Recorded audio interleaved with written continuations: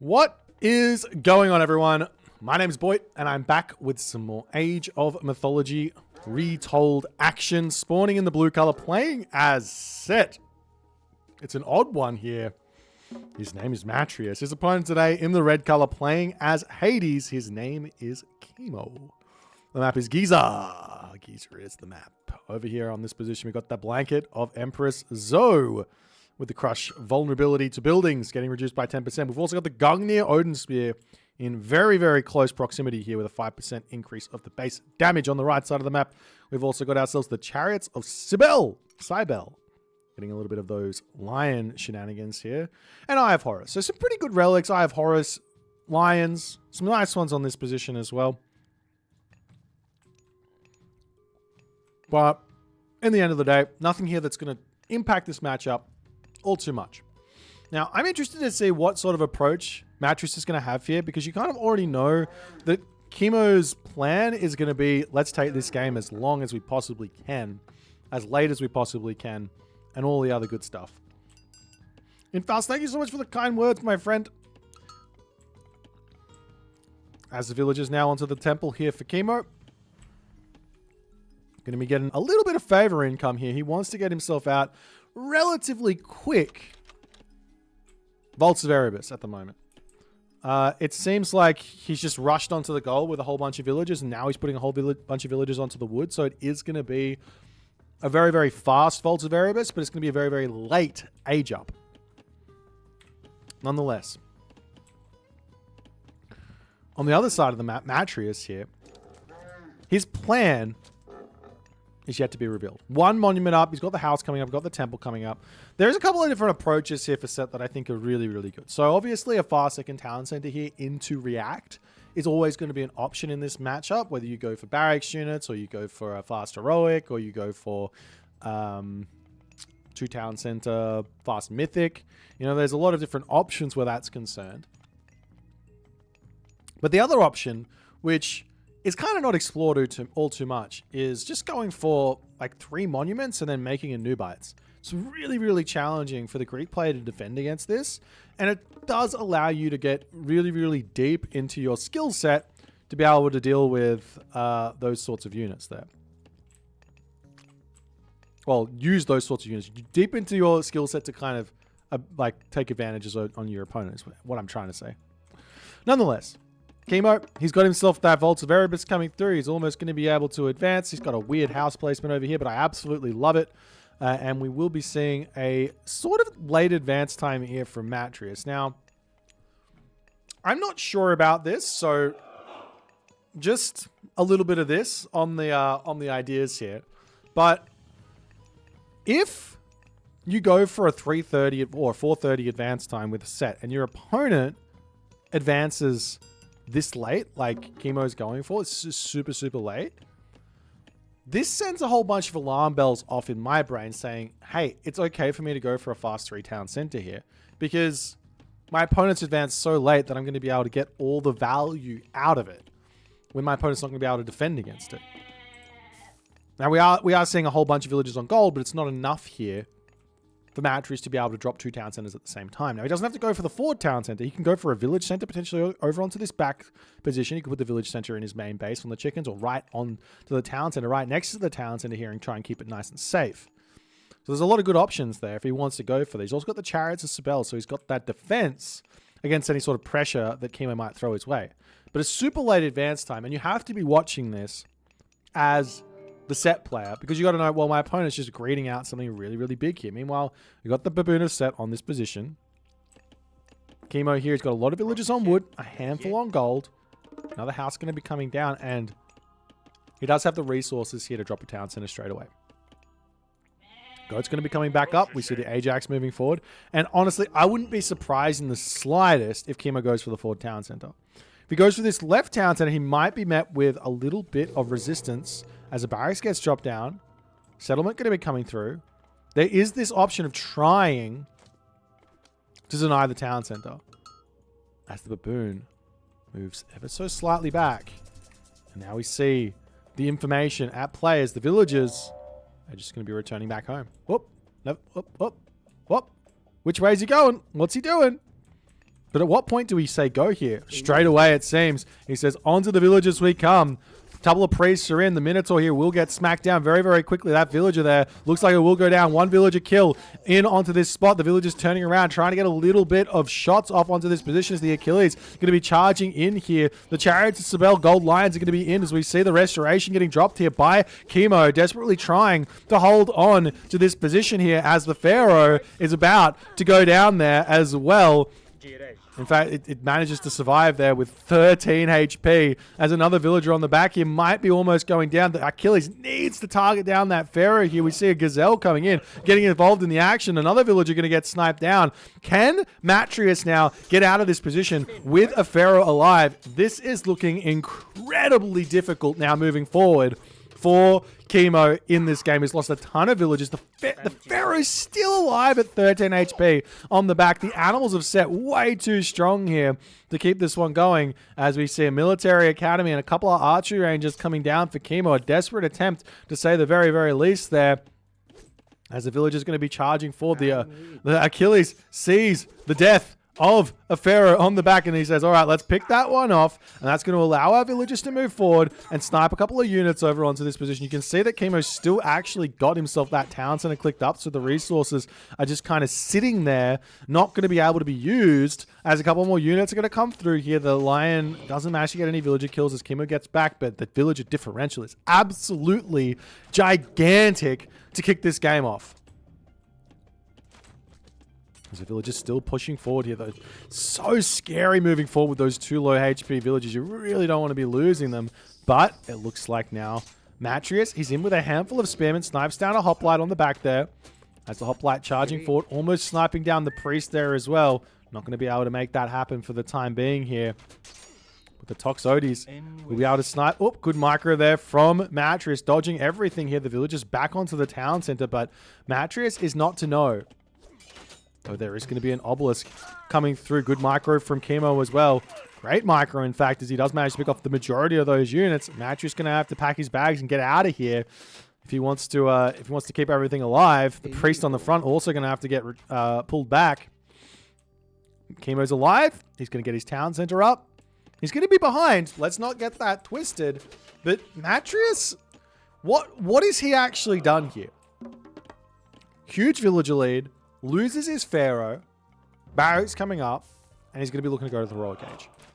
Is this an insurmountable lead right now for Matreiuss or not? That's the big question. There's always an option here for Kimo, for the Hades player to push back. You have to also remember he's got that 3 extra villagers in Vaults of Erebus sitting there as well. So it's not a huge villager differential, but it is pretty big. As the archers here for Kimo getting incredibly aggressive. Kimo knows he needs to get a little bit of damage done, and he is managing to do so. As the villagers for Matreiuss does manage to snipe one there, as Matreiuss is going to be pushing back now for the time being. Slinger's getting some good damage done onto the back of those Toxotes, but Kimo with the micro, shoot and scoot, and out he goes. The town center is now up, and the villager lead is locked in at 12. We'll call it 10. So 600 resources a minute, roughly. Now, it's not quite that much because it's Egyptian versus Greek, but it's a big, big amount of damage. Or a big, big amount of income advantage, I should say. Damage? Why did I say that? Doesn't matter. Priest coming in to drop another obelisk down onto this position as the Axemen are going to be charging forward. We will be seeing that Rhinoceros getting drawn towards the town center. Axemen will be spotting this, so he's going to know what's coming for him. Which does mean, in seeing that town center, you kind of go, all right, I can sit in the middle of the map, no problems here. I can go to the Heroic Age, no problems here. And we see Sekhmet queued up, but a little bit late on the market and the armory coming through here for Matreiuss.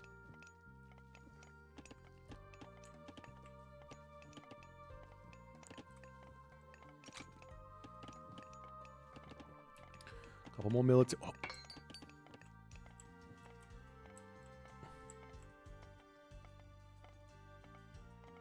If there's any way to sneak back into a game, any way at all, it's a village center.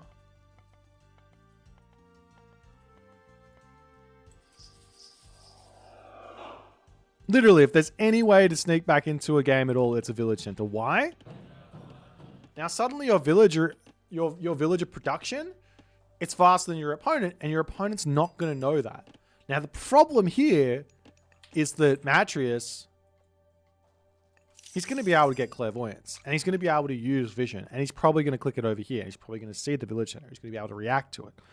But right now, Matreiuss at this point, he can just think that he's sitting very pretty with his villager lead, but that's getting erased.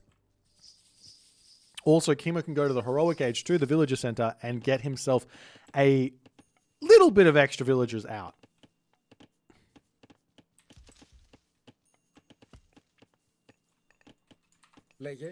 Kimo grabbing the blanket of Emperors, so going to be dropping that one into the temple over here.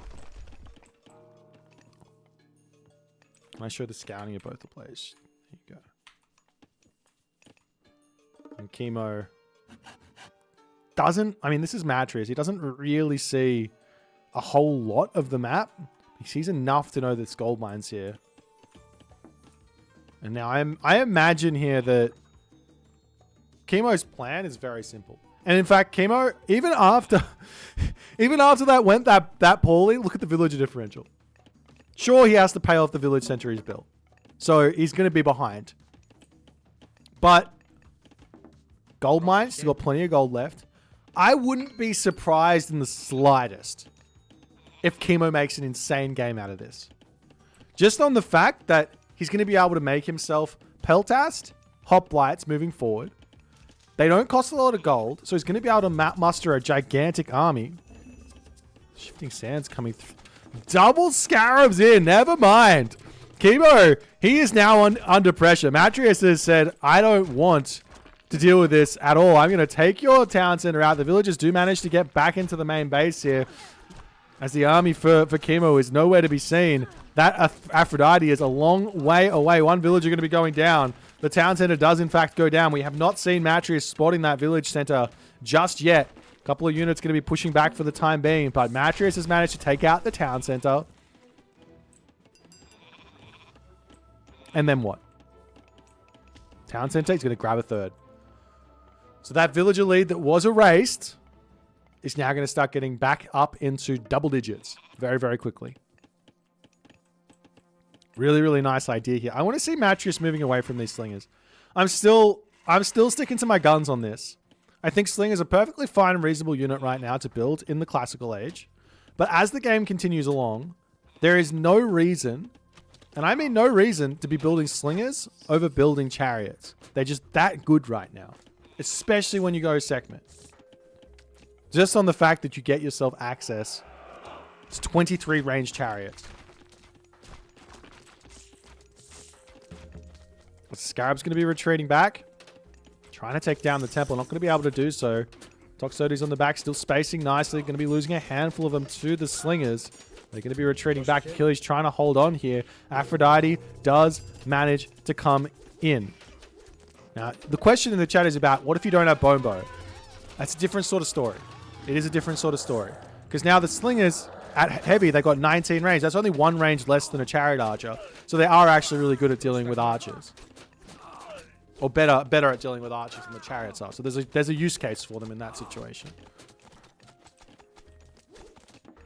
As the pigs get thrown down over here, you got to send those back home. They're all worth a lot of food. Run them back, Matreiuss. There he goes. Matreiuss still trying to put the pressure on over here, but Peltas are going to start coming through as those slingers are going to start becoming much, much worse. Though Matreiuss, he looks like he's gearing up to get to the next stage. He doesn't have a Migdol down just yet, but he will be getting it very, very shortly. The Peltas here, there's not enough numbers for them to be able to beat those slingers. They do have that range advantage, so they can space ever so slightly. It's only one, it's only one range, but it's enough, and you just have to space it. Couple more archery ranges coming up here. Yeah, the big thing that Kimo lost on this position is that town center. He's got a back gold mine as well. Kimo losing this town center means he loses all those farms as well. I imagine here that the best play for Matreiuss is most likely Thoth, Meteor, and just into the mid game push with a whole bunch of units. But he could just go for the Horus play and go for a tornado. He's going to be picking Thoth. As we see Migdol's coming up all over the place. And definitely now, at the very least, a transition away from barracks units makes a lot of sense, though. He might want to get himself champion slingers just because he's got 27 of these bad boys.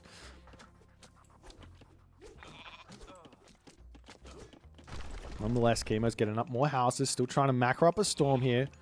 The game plan of Hades is pretty much always survive until you win in this matchup. And sometimes it's easier said than done. And sometimes it's easier done than said. We'll see if Kimo can make it happen here. He's got the nukes coming for his main base very, very shortly. Do we see villagers going for the town center? Not just yet. He's got the resources for it now. He's going to go for it. Villager differential is at 20 now. It's not only is it a 20 villager differential, but there's also going to be Valley of the Kings coming in.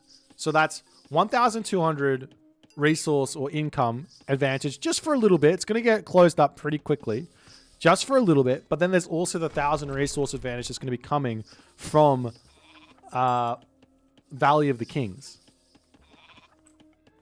The technology in Thoth. On top of that, there's also the meteor that's coming, which is also something we haven't really talked about just yet, but we're also seeing hoplites, Sarissa coming through. This is the unit comp that the Egyptian players love, not the Egyptian players, the Greek players are loving to make. And I stand firmly by the fact that you beat this comp by just going Elephant, Chariot Archer with Thoth and enough Migdols. Nonetheless, units pushing forward. Camel Riders are in. Peltas microing back, trying to keep themselves going here.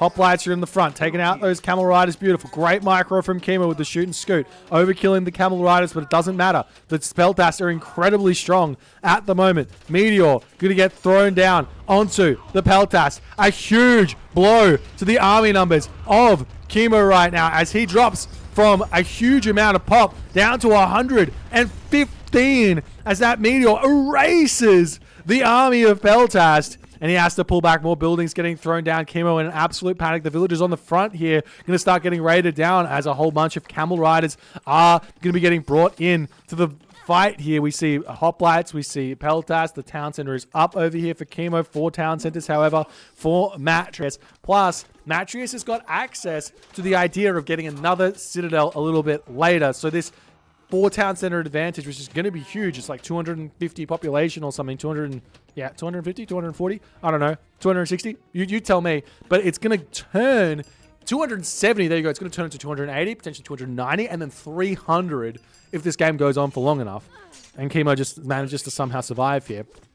But Kimo at this point, he's got his back gold mine getting raided. We do see champion Camel Riders in for Matreiuss at the moment as those Camel Riders are getting chased back. On the front here, Migdol Stronghold's going down. And the army does manage to deal with those for the time being. Going to be moving back into the front as well. And it's going to be... How many hoplites? He's got 10 hoplites. This Camel Rider Slinger army, I'm liking Kimo's army here for winning the next fight. But he's got to take a fight soon. Because he's only behind by 40 population. I say for only. But his army is like, or maybe it's not a better quality because those are champion Camel Riders. It's kind of a difficult one to say. Villagers here for Kimo all over the place. We see a Phoenix coming through. Matreiuss struggling to get all his units out at the moment. How many buildings does he have? He's got 4 Migdols. He's got 6 barracks. And the army now starting to push forward. Restoration coming in. As the hoplites a little bit out of position there. Camel Rider's getting taken down. Camel Rider getting a little bit wigged out there on the... we're getting jabbed by the hoplites a little bit too hard. More villagers going down over onto this position, but Kimo, he's still holding strong. But the Camel Rider's back up onto this gold mine. Kimo not paying attention to this one. He is going to be losing every single one of his gold villagers for the time being here. He's still pushing forward, however, as the Camel Rider's tanking up on this position. The Slingers... They might not be a Toxote in terms of damage here, but they're still packing a punch. They got that bonus damage versus hoplites as well. I wonder what the stats are on this at the moment with the 0.5 divine damage. I think the Toxotes are doing more against against hoplites. Nonetheless, Kimo, he's managing to push back in the main base here. Kimo's village is getting taken down all over the place. Camel Rider getting cleaned up on that position as well. As Matreiuss is still trying to push forward those slingers here. I mean, they're doing really, really nicely at the 32, but once those peltars start actually focus firing a little bit here, they're going to start falling, but the population is falling for both players. You see 100 population apiece here as more units for Kimo slowly starting to push through. Matreiuss needs to spend his economic lead right now on tech. He's getting those armory upgrades. He's getting camel caravans through. This is the way to continue to hold here, but those peltars, they're just not really falling that quickly here as the peltars push forward, get onto the front of those slingers, but nonetheless, Kimo decides in that moment with no resources left to tap out. A valiant effort here after a shocking early game. Matreiuss catches Kimo out in a really big way going for that town center. I mean, it was an obvious plan as this is basically I would go insofar as to say this is the meta for set is to deny town center while taking town center. We see some set players going for it really, really hard and going for a couple barracks or getting a couple of wadgets out and then going for the town center. But the way that Matreiuss managed to make this work by just converting animals a set, using those, and then just bringing forward one extra priest and a pharaoh, he could probably afford to build a couple more priests as well if he really wants to. But that just set Matreiuss off to the moon. And I want to see this right now. I'm interested in what this timeline says about the resources. Look at Kimo. He basically catches up here. Are you kidding me? What was the civilian difference? Matreiuss in front. Matreiuss is in front for the entirety of this position yet. I mean, this is not, you don't judge a game by economy, by watching this graph. You don't.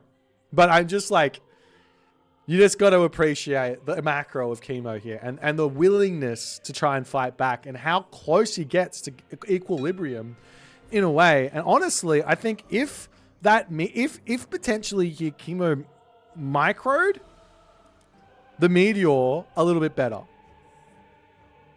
and the way to micro that meteor a little bit better would have been to go into, as soon as it casts, go into staggered stance, move the peltast, and then you're going to have the peltast taking a little bit less damage. If that was the case and Kimo survives that meteor, there is a real shot here that Kimo is back in this game, and Matreiuss is the one who's going to have to figure out how to actually find a win here. But it doesn't happen in this game. Matreiuss gets the dub. Insanely good play here from him. If you guys enjoyed it, please consider the follow on the Twitch. If you're on the YouTube, hit that subscribe button, and I'll see you guys in the next game.